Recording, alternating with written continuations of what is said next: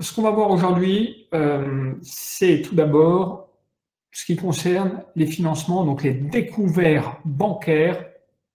Les découverts bancaires, je vais vous expliquer ce que vous pouvez négocier aujourd'hui, ce qui se pratique.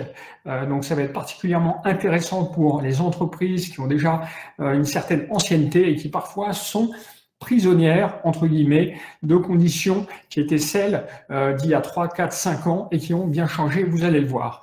Vos frais bancaires courants, on va faire la transparence sur ce que proposent les concurrents, parce que pour négocier, la clé, c'est de savoir ce que propose le marché, les tarifs parfois même de votre banque à leurs nouveaux clients et ce que proposent les concurrents. Donc, je vais vous donner vraiment des exemples concrets. On va voir ensemble. Les emprunts professionnels. Alors ça, les emprunts professionnels, c'est clé, c'est essentiel en cette période un peu compliquée. Ça tire beaucoup sur les financements. Je vais vous expliquer ce que vous pouvez demander à votre banquier et ce que vous pouvez obtenir surtout de votre banquier dans le cadre de renégociation de vos emprunts bancaires si vous connaissez des difficultés de financement. Vous êtes un peu nombreux dans ce cas-là en ce moment. Donc, j'espère vous apporter des éléments de solution, en tous les cas des éléments qui vont faire bouger vos finances. On parlera d'un point important, c'est comment communiquer avec son banquier pour en faire un allié. Il y a des codes de communication, il y a des clés dans la communication qui peuvent faire que votre partenaire bancaire, votre banquier peut devenir un véritable partenaire. Favoriser votre croissance, vous aider dans le développement de votre entreprise. Pour ça, eh bien, il faut lui fournir certaines choses. Je vous expliquerai tout ça. Et puis, on terminera avec les nouvelles solutions de financement que proposent, vous allez le voir, des nouveaux acteurs qui sont arrivés ces dernières années. Je vous partagerai mon expérience et je vous dirai très précisément ce que j'en pense. Alors, la première chose à savoir, ça c'est très important, j'en parlais avec l'un d'entre vous ce matin, il est là, je crois que c'est Frédéric, oui, on en parle, c'est très important. Aujourd'hui, vous devez savoir que le marché des particuliers, les banques gagnent beaucoup moins d'argent avec leur clientèle particulier qu'avec leur clientèle professionnelle. Ça fait déjà plusieurs années que cette tendance existe. Pourquoi? Eh bien, tout simplement parce qu'avec l'effondrement des taux d'intérêt, les banques tirent de moins en moins de revenus sur tout ce qui est prêt immobilier et tout ce qui était hier leur vache à lait et ce qui aujourd'hui ne leur rapporte plus grand-chose. Donc, le marché des particuliers, comme elles le disent, c'est un marché qui est peu rentable pour elles. Beaucoup plus rentable, le marché des pros, des professionnels. C'est un marché qu'elles n'avaient pas tellement soigné, pas tellement adressé encore jusqu'à il y a quelques années. Et j'ai eu l'occasion de travailler étroitement avec les principales banques françaises parce que je leur ai fourni une plateforme d'automatisation comptable qu'elles ont commercialisée, distribuée à leur réseau bancaire. Donc, je suis un peu rentré dans leur confidence. Et j'ai découvert, c'était il y a 2 ans, j'ai découvert à ce moment-là que le marché des particuliers, contrairement aux apparences, c'était le marché sur lequel elles concentraient leurs efforts. Donc, des professionnels, pardon, des entreprises, c'était le marché sur lequel elles concentraient leurs efforts. Donc, aujourd'hui, vous êtes ici principalement en tant que chef d'entreprise. Donc, sachez-le, elles ne vous le disent pas, elles ne vous le montrent pas, mais elles vous aiment en tous les cas. Elles s'intéressent vraiment à vous. Vous faites partie de leur cible privilégiée, tout simplement parce que vous leur rapportez 10 fois plus que les particuliers. Un compte professionnel rapporte 10 fois plus qu'un compte particulier. Un particulier, selon les banques, ça rapporte entre 150 et 300 euros par an à peu près, tout service confondu. Une entreprise, c'est 10 fois plus, c'est-à-dire entre 1500 et 3000 euros par an quand on met dedans les frais bancaires, les mutuelles, les assurances, les emprunts bien évidemment, etc., etc. D'accord? Donc ça, c'est important. Retenez-le, c'est le premier élément. C'est peut-être une surprise pour un certain nombre d'entre vous, mais c'est un élément clé à savoir quand on va quand on va chez son banquier, quand on va voir son banquier, de savoir qu'on est non pas en position de force, mais en tous les cas qu'on présente un réel intérêt pour son banquier. Première négociation possible, tout ce qui est autorisation de découvert. Alors, jusqu'à il y a peu encore, il fallait, pour obtenir une autorisation de découvert, il fallait avoir au moins 1 an d'activité. Voilà, la banque souhaitait observer un peu votre activité avant de vous autoriser, de vous fournir une autorisation de découvert. Et bien maintenant, vous pouvez la demander pratiquement dès la création d'entreprise, moyennant certaines garanties, une certaine communication, mais enfin selon les activités aussi. Si vous êtes une start-up et que vous démarrez, évidemment, vous n'aurez pas de découvert la première année, mais si vous rachetez une clientèle, si vous avez un fonds de commerce, eh bien vous aurez la possibilité, vous verrez assez facilement d'obtenir dès la création une autorisation de découvert.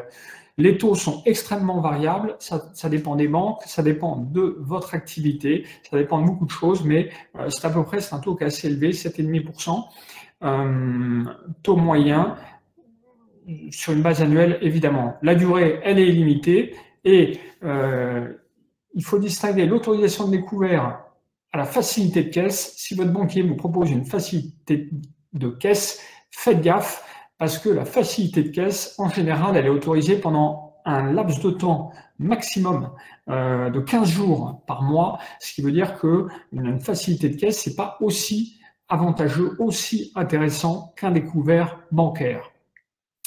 Alors, ce que vous pouvez négocier, le montant du découvert jusqu'à à peu près 10% du chiffre d'affaires, mais ça varie vraiment en fonction de la nature de votre activité. Le taux du découvert, si on le rapporte par mois, à peu près 0,3% par mois, c'est le minimum. Vous aurez du mal à descendre en dessous.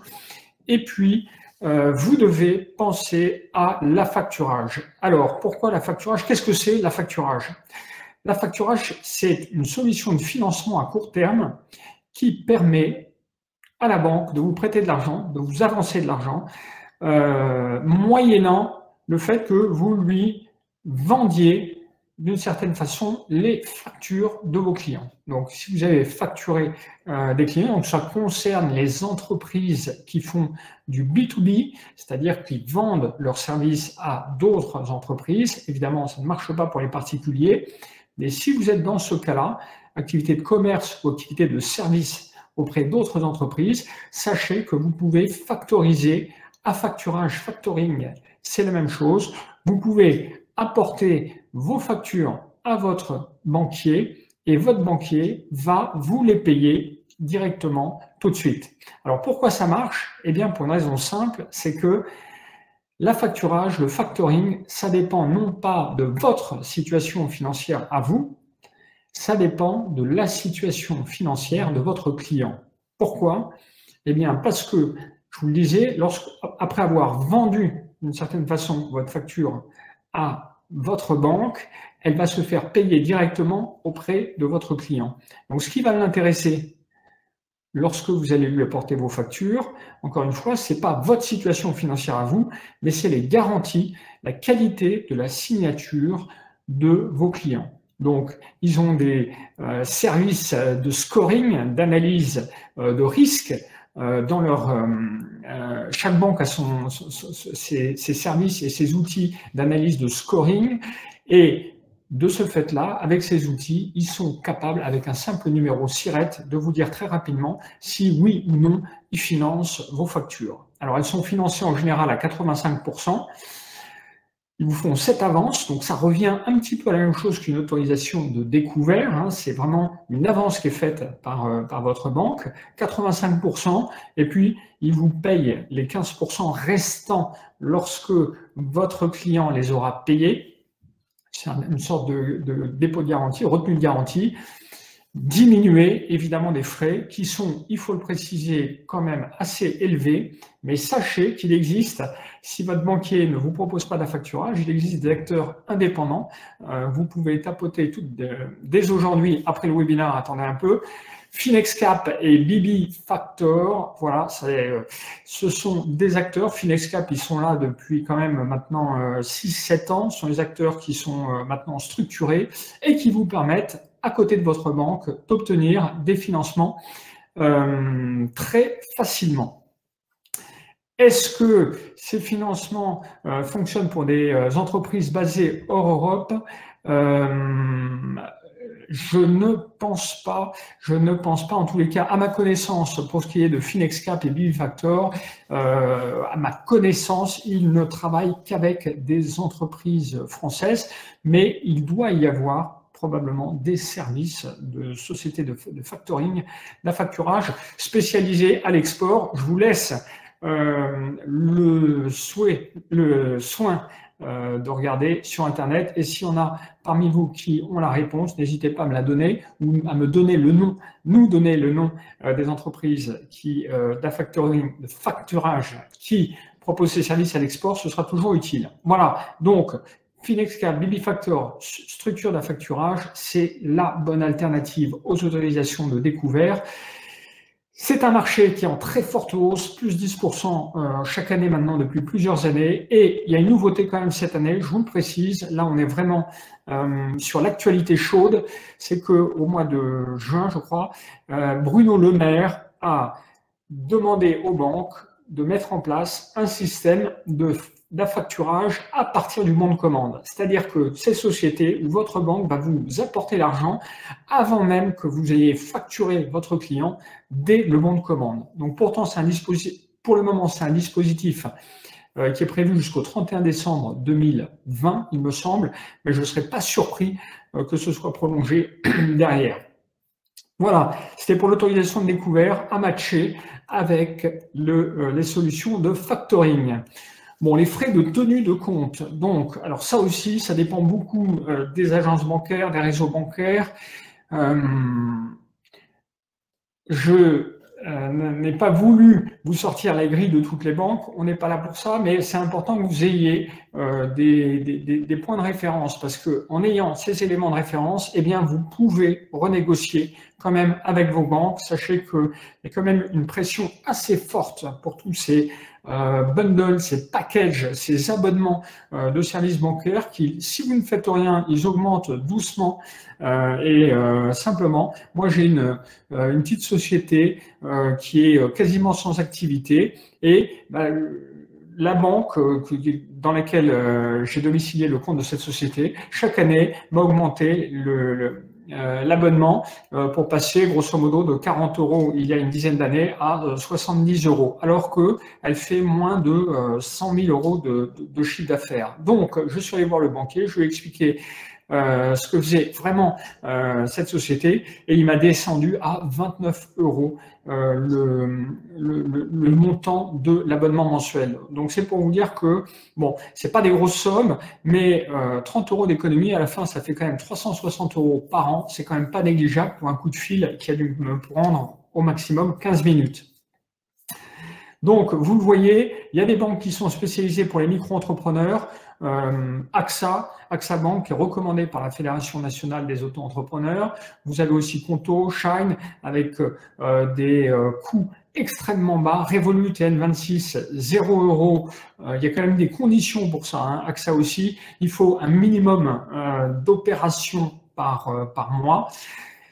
Mais aujourd'hui, vous avez des acteurs qui vous offrent un IBAN quelque part pour 0 € par mois. Donc, c'est quand même un élément. Les banques traditionnelles le savent et évidemment, ça leur met un peu la pression sur les prix, même si vous allez le voir juste dans le slide suivant, les services ne sont quand même pas tout à fait les mêmes. Pour les solopreneurs, tous ceux qui travaillent seuls, SAEURL, SASU ou entreprise individuelle, vous voyez que vous avez des abonnements à la BNP à partir d'à peu près 30 €, Société Générale 38 €, LCL 17 €. Bon, bref, vous l'avez compris, il y a des tarifs d'entrée sur le marché qui sont quand même assez faibles et souvent beaucoup plus faibles que ce que vous payez aujourd'hui. Donc, si vous avez une baisse d'activité durable, ce que je ne vous souhaite pas, bien évidemment, mais enfin, n'hésitez pas, contactez votre banquier et demandez-lui à revoir le montant de sa tarification. Les banques en ligne, pour les solopreneurs, c'est un peu plus élevé, notamment chez Shine, que les micro-entrepreneurs. Et puis les commerçants, c'est plus élevé parce que généralement, il y a plus de services, il y a plus de moyens de paiement. Voilà. Donc là aussi, je vais vous donner juste après des informations concrètes pour faire baisser les coûts des commerçants. Donc ce que vous pouvez négocier, c'est le montant de l'abonnement mensuel, mais aussi Les services inclus dans votre abonnement, notamment, si ce n'est pas encore le cas, de mettre le coût de votre carte de crédit dans l'abonnement mensuel que vous avez. Et si vous avez une carte normale, vous pouvez essayer de l'upgrader pour avoir une carte avec des services supérieurs, notamment des services de garantie si vous perdez vos clés, etc. Vous pouvez avoir ces assurances qui vous permettront de faire prendre en charge vos frais de certaines réparations ou en cas d'accident. Les néobanques, je vous le disais, j'en ai cité quelques-unes. Maintenant, il y en a à peu près 6-7 destinées aux entreprises. Donc les premières, c'était Conto, Shine, N26 Business, Revolut Business, Anytime, Manager One, il y en a d'autres. L'avantage, c'est évidemment leurs tarifs qui sont beaucoup plus avantageux, on l'a vu, que celles des banques normales. La rapidité d'ouverture des comptes, ça se fait en quelques heures. L'expérience utilisateur, ça c'est tout à fait exceptionnel. Il faut le dire, si vous allez chez Conto, si vous allez chez Shine, vous allez voir que je connais pas bien les autres. Donc j'ai des comptes chez Conto, Shine, N26, mais je ne connais pas, donc je vais pas trop en parler, mais je parle de celles que je connais. Et vous avez, il y a des fonctionnalités que j'aime beaucoup. C'est le fait déjà que vous êtes débité immédiatement, c'est-à-dire que vous faites un paiement en ligne, et bien vous recevez une notification en général par email tout de suite pour vous dire qu'il y a un débit qui vient d'être fait. Donc, si vous faites piquer votre carte ou vos codes, vous le saurez très vite. Voilà, c'est un premier service. Il y a des services qui vous permettent d'annexer à vos lignes bancaires le justificatif de vos dépenses. Donc, ça aussi, c'est intéressant pour préparer votre comptabilité. Après, il suffit d'envoyer ça à votre expert comptable s'il a une API qui permet de synchroniser, de récupérer les justificatifs. Et voilà, c'est vraiment, l'expérience est stupéfiante. Voilà, ce sont les startups, elles amènent un coup de frais à l'univers des banques en ligne. Si vous ne connaissez pas, essayez parce que vous allez voir qu'il y a vraiment des services. Vous pouvez même choisir votre code secret de carte de crédit. Vous pouvez le changer quand vous voulez. Alors maintenant, les banques normales se sont mises aussi à proposer ces services, mais à la base, c'était des services qui étaient proposés par les néobanques. Alors les inconvénients, vous le savez, vous l'avez compris, pas d'agence, pas de conseiller personnel, impossible évidemment de négocier quoi que ce soit et pas ou peu de financement. Ce qu'il faut savoir, c'est que ces néobanques ne sont pas en fait des banques. Pourquoi? Parce qu'une banque, c'est un établissement de crédit. La banque, elle est là pour vous apporter des solutions de financement. Toutes ces néobanques, ce sont des établissements de paiement, c'est-à-dire qu'elles sont là pour vous apporter des services de paiement, encaissement, décaissement, mais vous l'avez compris, elles ne vous fournissent pas, elles ne vous font pas de crédit, pas de découvert, pas d'emprunt à long terme. Sauf, il faut le préciser, Conto, qui, je crois, a basculé de l'établissement de paiement à l'établissement de crédit au mois de juin. Donc, Conto annonce pouvoir délivrer, mettre en place des prêts bancaires. Alors évidemment, les entrepreneurs qui n'avaient qu'un compte bancaire dans une néobanque au mois de mars, lorsque le PGE est arrivé, ont eu la mauvaise surprise de s'apercevoir qu'ils ne pouvaient pas emprunter, souscrire de PGE auprès de leur banque, néobanque, tout simplement parce qu'elle n'était pas établissement de crédit. Donc faites gaffe si vous n'avez qu'un seul compte bancaire, mais dans une néobanque, mais j'imagine que si c'est le cas et que vous avez eu ce besoin pour les PGE, vous avez d'ores et déjà ouvert un deuxième compte dans une banque traditionnelle. Pour les commerçants, petit focus sur les services de TPE, les terminaux de paiement. Ça c'est un service que les banques facturaient cher encore jusqu'à il y a peu. Et bien maintenant, il y a des services indépendants qui vous permettent d'avoir une vraie solution de paiement très moderne. C'est la même chose d'ailleurs pour les caisses, mais voilà, je les ai cités, EasyTel, SumUp, Yavin, Smile and Pay. Ils vous prennent 1,75% de commission, donc la plupart des banques se sont alignées. Si vous payez plus qu'un 75% auprès de votre banque, eh bien, allez négocier. Faites-lui savoir que vous avez des offres plus alléchantes.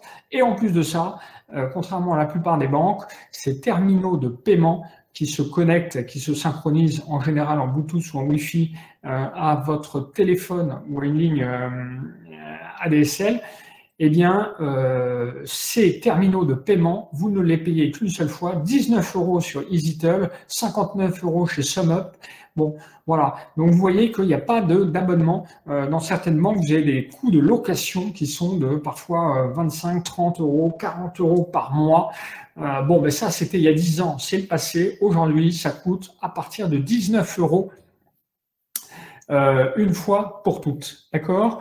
Donc après, il faut négocier, ça dépend évidemment du volume d'activité. Alors 1,75%, c'est énorme, nous dit Frédéric. Oui, c'est énorme, ça dépend des volumes, hein. Quand on a peu de volume, les banques facturent cher. Quand on a plus de volume, évidemment, les taux baissent, mais si vous mettez ça par exemple, si vous comparez ça à ce que prennent des acteurs comme Stripe, comme PayPal, eh bien, vous voyez que c'est même un peu plus faible que ce qu'on appelle des wallets. Ces wallets qui permettent de se faire payer par des liens de paiement. Donc, voilà. Je vous ai, sachez que ce sont ces taux. Ça, vous voyez ce que ça coûte. Là aussi, faites votre propre analyse, appelez votre banquier et discutez avec eux. Frédéric qui a une bonne expérience dans l'univers bancaire, nous dit que dans une banque traditionnelle, on peut descendre à 0,8%. Oui, c'est vrai, mais encore une fois, ça dépend des volumes. 0,8%, ça nécessite quand même un certain volume. Mais sachez-le, en effet, on peut être très très en deçà des 1,75%, mais on peut aussi être au-dessus pour certaines offres. On continue avec les emprunts professionnels. Alors, si vous voulez emprunter, en plus du PGE ou à côté du PGE, si vous l'avez déjà pris, eh bien, sachez qu'aujourd'hui, alors il n'y a pas vraiment de marge de manœuvre sur les taux d'intérêt. Hein, soyons clairs là-dessus. C'est pas sur les taux d'intérêt que vous allez qu'il faut négocier avec votre banquier parce que les taux d'intérêt sont très très faibles, vraiment. Aujourd'hui, on a des taux, même si les banques sur le marché interbancaire se financent sur des taux proches de 0, eh bien les taux du marché, c'est à peu près 1,5% sur le marché des professionnels pour les emprunts à long terme. Donc, vous allez grappiller peut-être 0,1, 0,2% en vous battant comme un diable. C'est pas là-dessus que vous allez véritablement gagner. Que vous allez gagner la partie. Ce que vous pouvez négocier, vous le voyez, c'est les frais de dossier qui sont souvent importants, parfois jusqu'à 1 000 €. Ça, vous pouvez le négocier. La durée de franchise de remboursement, 12 mois par exemple, comme c'est le cas avec le PGE. Alors en général, vous devez payer les intérêts pendant cette période de franchise de remboursement. Ça peut être 12 mois, ça peut être 24 mois. Le coût de l'assurance emprunteur. Le coût de l'assurance emprunteur, c'est important. Les banquiers, en général, vous proposent un taux d'intérêt, un coût d'assurance emprunteur qui parfois avoisine les 1%. Bon, alors ça paraît pas beaucoup, mais 1%, je vous disais tout à l'heure, au niveau des taux d'intérêt, vous allez gagner 0,1%. Le coût de l'assurance emprunteur, vous pouvez facilement gagner 0,3, 0,4, 0,5% par an. Donc c'est là-dessus, c'est ce point-là que vous devez soigner. Ne négligez pas, c'est très simple de négocier le coût de l'assurance emprunteur depuis la loi Hamon. Vous avez la possibilité, lorsque vous prenez un emprunt, de souscrire l'assurance emprunteur qui est généralement demandée par la banque auprès d'un prestataire qui n'est pas votre banquier. Donc, vous avez cette liberté, la banque ne vous le proposera pas, mais ne peut pas vous en empêcher.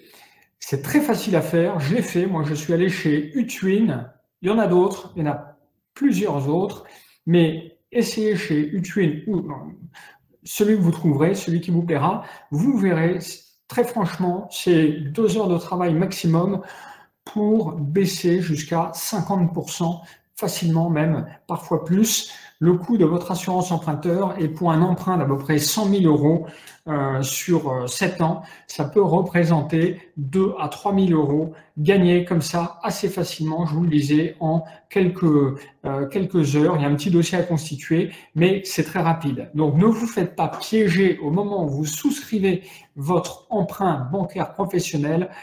N'oubliez pas de mettre en concurrence l'offre que va vous faire votre banque avec celle d'un prestataire à côté. Et quand bien même vous auriez déjà souscrit à l'assurance de votre banque, eh bien sachez que depuis la loi, je regarde mon anti-sèche, la loi Bourquin, vous pouvez à chaque date anniversaire de votre contrat d'emprunt renégocier l'assurance emprunteur, c'est-à-dire changer de prestataire. Là-dessus, il y a vraiment de l'argent à gagner, je vous le dis. Les garanties également, les banques vont vous demander des cautions personnelles, y compris pour vos activités professionnelles. Elles sont de plus en plus nombreuses à le demander. Sachez qu'il existe des sociétés de caution mutuelles qui peuvent prendre jusqu'à 50% du montant des engagements en fonction de votre secteur d'activité. Donc là aussi, en voici quelques-unes. La CIAGI, Socama, Interfilmo pour les professions libérales peuvent vous aider si votre banque vous demande des cautions. Si vous rencontrez des difficultés, pensez crédit bail et contrat de location, eh bien oui, ça paraît évident, mais ça ne l'est pas. Pourquoi c'est évident ? Tout simplement parce que dans les contrats de crédit bail et dans les contrats de location, le matériel ne vous appartient pas, il appartient à la société qui met en place le contrat. Donc ça veut tout simplement dire que le risque d'impayé, le risque de perte pour ces sociétés, pour la banque ou l'organisme qui vous met à disposition, qui quelque part vous apporte le financement, est beaucoup moindre que dans le cadre d'un emprunt. Donc si votre banque rechigne à vous prêter, eh bien, parlez-lui de crédit bail, parlez-lui de contrat de location. Alors, renégocier des anciens emprunts professionnels. Si vous avez des emprunts professionnels, vous espérez probablement renégocier vos emprunts. Sachez que c'est très difficile pour une raison simple. Déjà, c'est que la banque vous tient quelque part, c'est-à-dire que vous n'avez pas véritablement de levier pour lui imposer quoi que ce soit. Et souvent, dans vos contrats, il y a une clause de remboursement anticipé qui représente entre 5 et 8% du montant de l'emprunt. C'est-à-dire que si vous remboursez de façon anticipée, eh bien, vous risquez, pour évidemment mettre en place un nouvel emprunt derrière, eh bien, vous risquez de perdre 5 à 8%. Donc, c'est tentant. Pourquoi ? Parce que, d'aller renégocier son ancien emprunt pro, parce que si vous avez emprunté il y a 5 ou 6 ans, quand les taux étaient à 3 à 4%, vous vous dites, ah ben oui, maintenant il y a 2 ou 3% de différence, donc ce serait bien que mon banquier me fasse une ristourne sur les intérêts. Ce qu'il va vous proposer, si vous faites ça, c'est tout simplement de faire un remboursement anticipé et de repartir sur un nouvel emprunt. Et vous voyez, la clause de remboursement anticipé, vous comprenez bien qu'à ce moment-là, elle rogne l'avantage financier que vous avez, que vous aurez grâce au nouvel emprunt. Ce que vous pouvez négocier, c'est la durée de votre emprunt, sans changer d'emprunt, tout simplement demander un rallongement. La crise du Covid, évidemment, est un argument qui joue en votre faveur. Tout le monde en souffre de près ou de loin. Donc les banques sont plutôt aptes en ce moment à accorder des délais de paiement plus longs. Et une franchise de remboursement d'1 an ou 2 ans.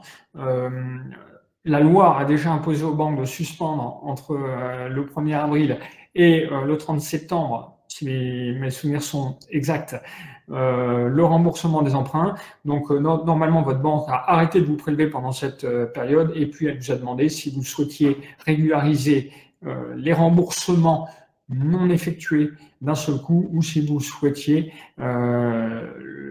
poursuivre, allonger la durée de votre emprunt. Donc, cette franchise de remboursement, vous pouvez la négocier encore pendant 1 an ou 2 ans. Oui, les banques acceptent de discuter sur ces éléments-là. Voilà. Comment communiquer avec son banquier? Alors, là, la relation avec le banquier, elle est clé. Hein. On a trop souvent, je vois trop, moi, d'entrepreneurs qui ont tendance à tout mettre sur le dos du banquier. Il a le dos large, les banquiers. Alors, c'est vrai qu'il y a plein de choses qui sont très énervantes aujourd'hui chez les banquiers, notamment le fait qu'il y a un turnover qui est incessant. Ce sont souvent des conseillers qui sont très jeunes, pas forcément très expérimentés, et au bout de 2 ou 3 ans, lorsqu'ils connaissent votre entreprise, eh bien, ils vous annoncent qu'ils vont vous quitter. C'est très énervant, on n'arrive pas à les joindre par téléphone, c'est très énervant, ils ne répondent pas à leurs emails, c'est très énervant, pas tous, mais certains, la plupart, on va dire. Donc, il faut rester calme. Votre banquier, c'est un prestataire, ça doit devenir un partenaire. Pour ça, avoir une relation disciplinée et structurée avec votre banquier, c'est important. Ça veut dire quoi? Vous allez le comprendre.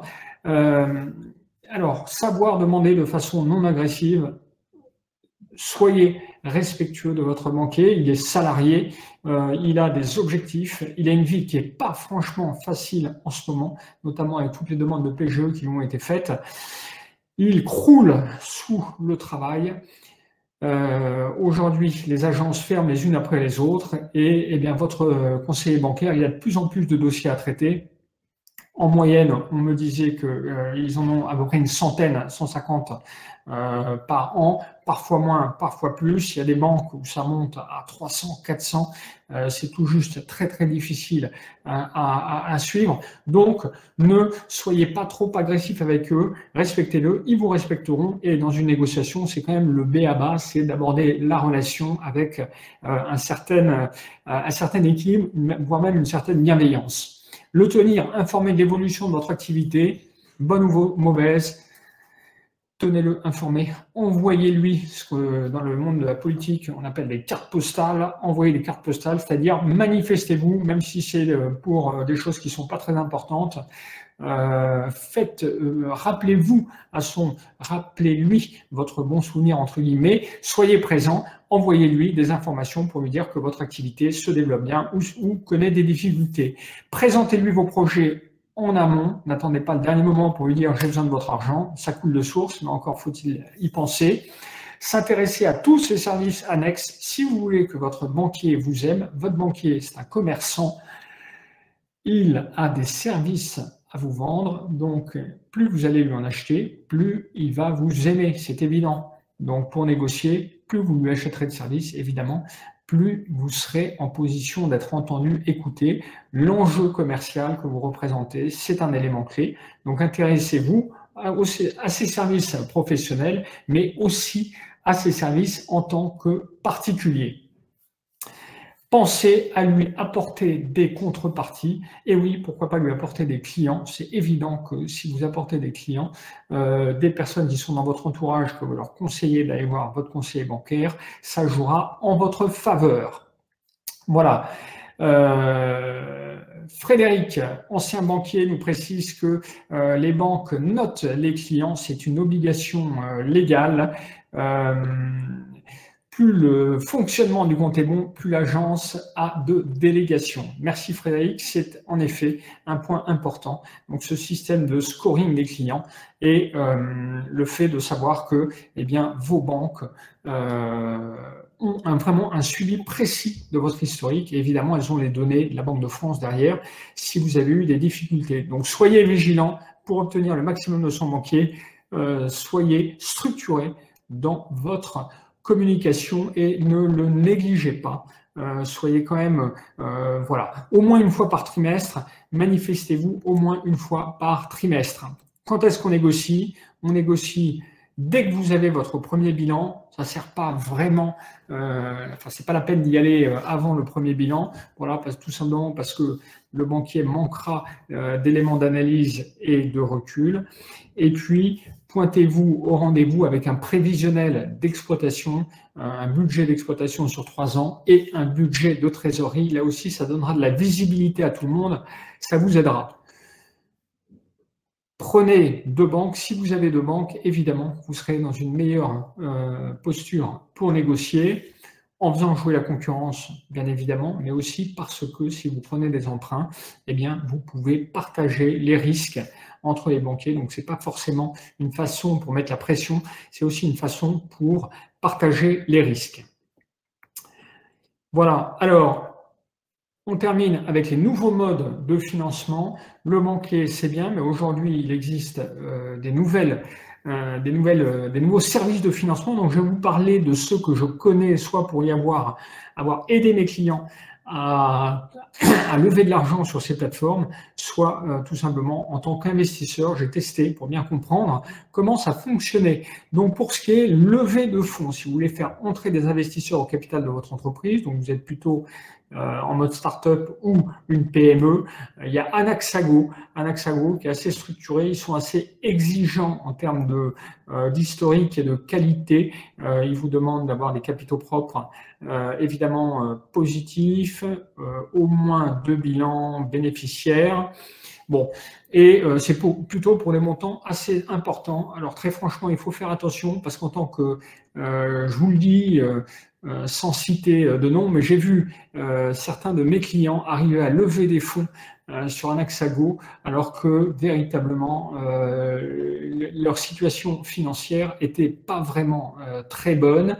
Et d'ailleurs, faire deux levées de fonds, donc deux opérations successives sur à peu près 24 mois, et voilà, et l'entreprise, les affaires se sont pas vraiment déroulées comme elle l'avait annoncé. Donc attention, sachez qu'en tant qu'emprunteur, vous pouvez le faire. C'est pas non plus réservé à des startups, des futures licornes. Je vous le dis, il y a des sociétés qui sont pas forcément au top, qui empruntent sur cette plateforme. Turdigo, je les connais moins. Turdigo, donc je vais pas trop en parler, mais ils font la même chose avec des tickets un peu moins élevés, il me semble. Et vous pouvez emprunter de l'argent par rapport à des projets d'investissement que vous avez. Donc ça marche très bien. Ça coûte un peu cher quand même, hein. On parle, ce sont des taux qui varient entre 3% pour des opérations qui sont sécurisées, mais qui vont jusqu'à 8-10% pour des opérations un peu plus, qui offrent moins de garanties. Donc vous avez deux plateformes qui marchent bien. Il y a October pour des investissements entre 550 000 et 1 million d'euros. Ça demande, enfin, il y a des conditions, c'est d'avoir un chiffre d'affaires qui dépasse 250 000 euros et d'être rentable. Il faut que votre excédent brut d'exploitation soit positif sur les 2 derniers exercices pour October. Et pour Uniland, c'est un peu la même chose, sauf que le ticket de financement est moins élevé à partir de 10 000 euros. 3 ans minimum d'historique, donc 3 bilans au minimum, là aussi des EBE positifs, capitaux propres positifs et rentables. Voilà, donc ça peut être une alternative pour trouver des financements.